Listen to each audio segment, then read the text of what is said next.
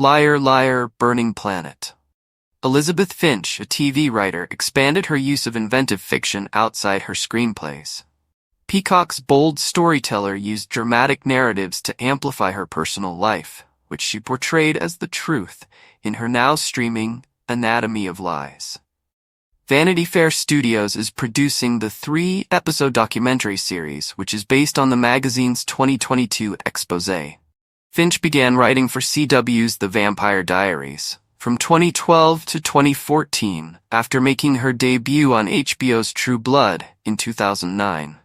After receiving a diagnosis of Chondrosarcoma, a rare and sometimes deadly bone cancer, she published an article for Elle in 2014, which helped her obtain her dream position on ABC's Grey's Anatomy.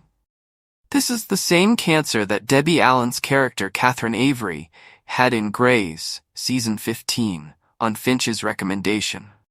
Fortunately for Finch, she was completely free of the illness.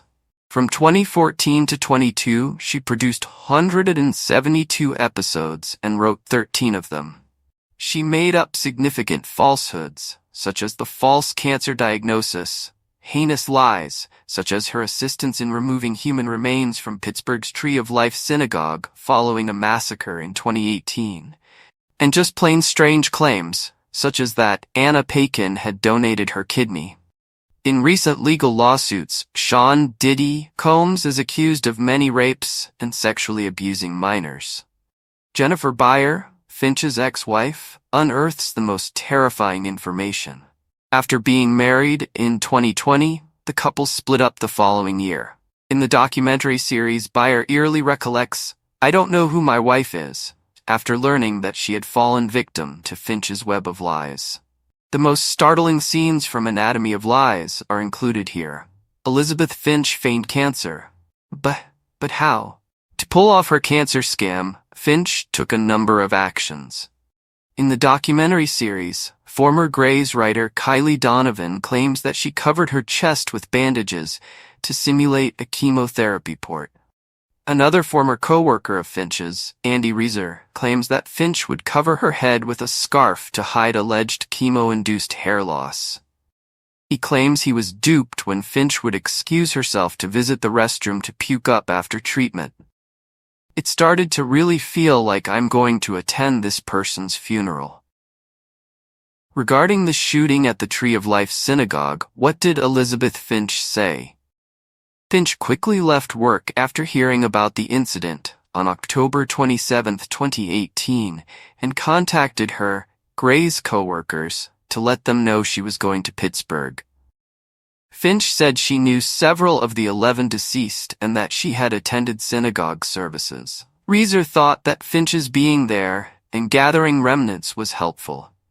"I cleaned up what was left of my friend after the Pittsburgh synagogue shooting from sunrise to sunset." Finch tweeted. Noticed that whenever there was something being talked about in the zeitgeist or the news, Finch always seemed to have a connection to it, or her own personal experience or story, Donovan says of Finch's history of striving for relevance. She said that in order to avoid having to stop her chemotherapy, she performed an abortion while getting treatment. Abortion seemed like just another topic that Finch owned, Donovan said. Spielberg restored my trust in big-budget films following Pirates of the Caribbean, according to Zoe Saldana. How was Elisabeth Finch apprehended? In May 2019, Finch used the alias Joe, a character she created for the program, to check into a wellness center for PTSD therapy. Finch encountered Beyer there, a nurse who checked herself into the facility to address her own tragedy.